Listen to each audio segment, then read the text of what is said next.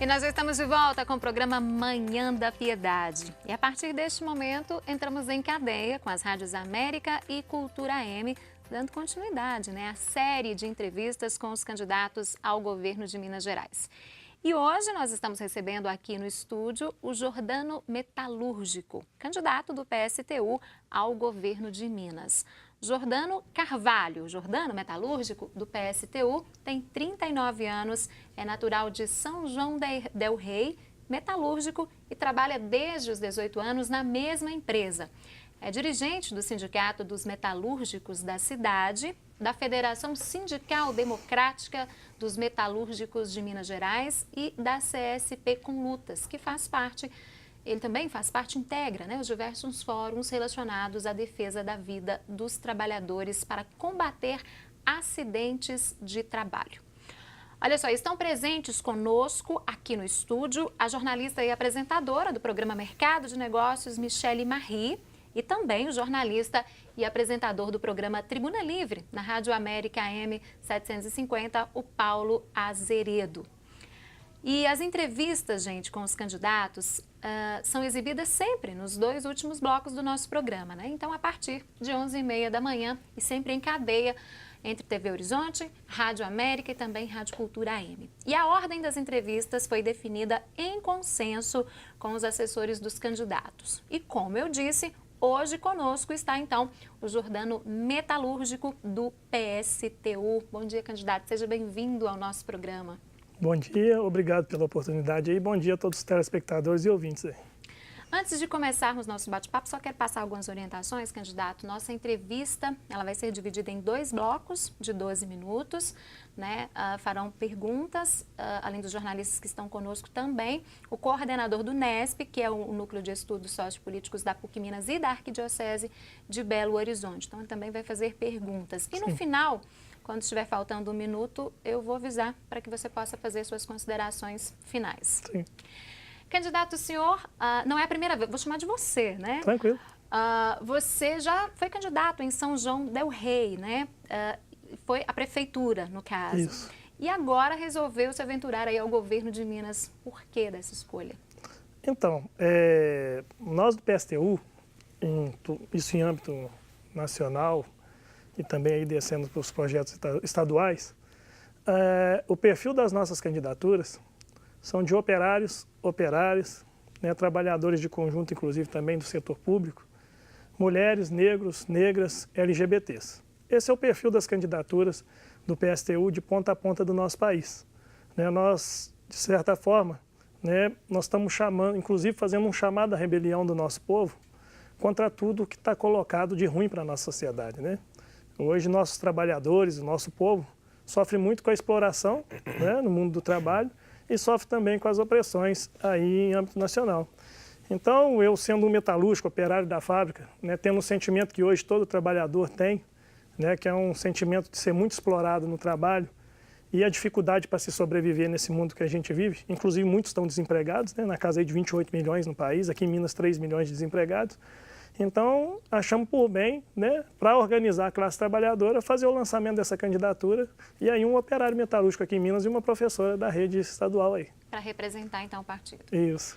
Tá certo. E agora nós temos uma pergunta, Jordano, do coordenador do NESP, que é o Núcleo de Estudos Sociopolíticos da PUC Minas e da Arquidiocese de Belo Horizonte, que é o professor Robson Sávio.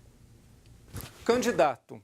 Minas Gerais manteve sua economia baseada em commodities e não aproveitou a fase de crescimento econômico do país no início deste século para diversificar sua economia. Continuamos um estado dependente das commodities. Temos uma concentração de riqueza em poucas regiões, enquanto a pobreza, inclusive em graus extremos, atinge outras tantas regiões do interior do estado e os grandes aglomerados urbanos. Esse modelo político-econômico beneficia as elites desses setores tradicionais da economia mineira.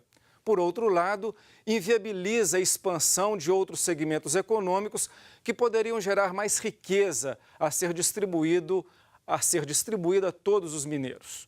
O senhor está disposto a enfrentar as elites que tradicionalmente dominam a economia em nosso estado? Se sim, como o senhor pretende fazer isso? Então, candidato. Então, na verdade, Minas é um estado muito rico, né?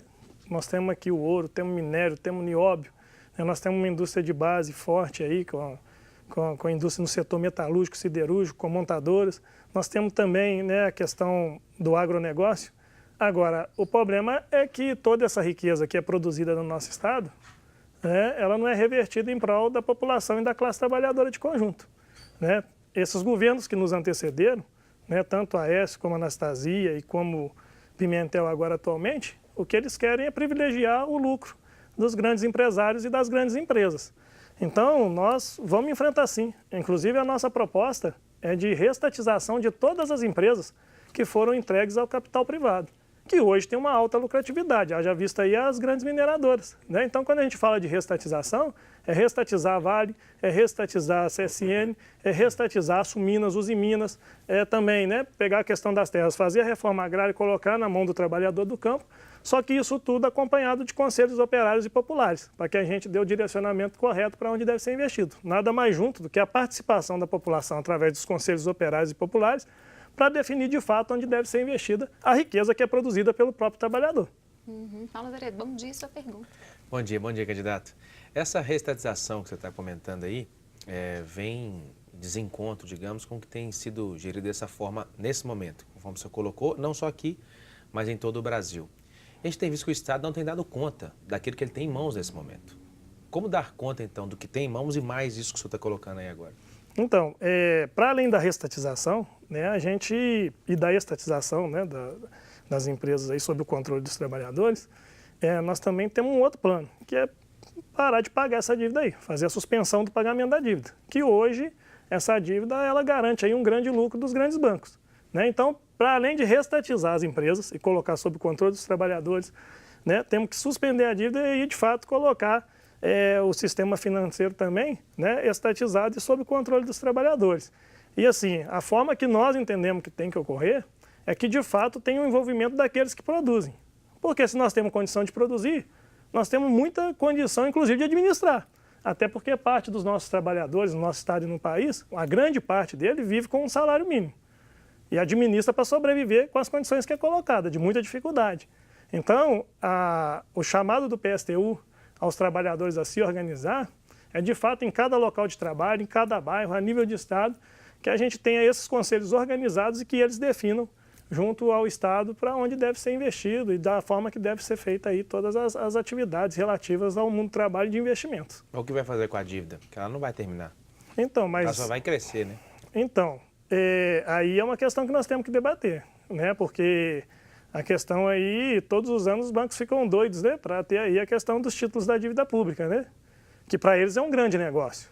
Né? Agora, se a gente pega esse dinheiro, que hoje vai para os bancos, se a gente reestatiza as empresas, se a gente reestatiza o sistema financeiro, coloca sob o controle dos trabalhadores, a gente, inclusive, é possível gerar muito emprego e melhorar a vida daqueles que estão trabalhando no serviço público, inclusive o pagamento em dia do professor, do educador, do trabalhador da saúde, do serviço público de conjunto. Porque a partir do momento que a gente deixa de enriquecer, né, esse pequeno número, né, de pessoas que hoje se beneficiam do Estado e faz uma política, inclusive, de uma geração de planos de obras públicas, com esse dinheiro a gente gera emprego.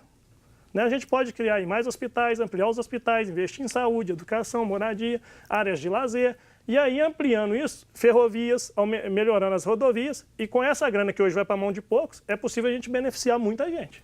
Tá certo. Bom dia, Michele Marie, sua pergunta. Bom dia, candidato, bom dia a todos. Falando um pouquinho da causa trabalhadora, né? O senhor defende no seu plano de governo a redução da jornada redução da jornada de trabalho sem a redução do salário. Isso. Como que isso seria possível, como que a aplicação disso seria possível pelo governo, estendendo isso às empresas privadas? Então, nós entendemos que a forma da gente gerar emprego, e inclusive melhorar a economia no Estado, nas cidades, é a partir do momento que você dá a condição ao trabalhador de poder estar exercendo uma atividade, coisa que hoje o Estado não está garantindo. O país não garante. Nós temos 28 milhões de desempregados. Aqui em Minas nós temos 3 milhões. Então nem essa condição mínima para a sobrevivência do trabalhador é garantida hoje. Né? E aí, quando a gente fala da redução da jornada de trabalho para 36 horas semanais sem a redução do salário do trabalhador, É porque aí possibilita aumentar os turnos de trabalho para que o trabalhador possa ter aí um espaço maior no emprego.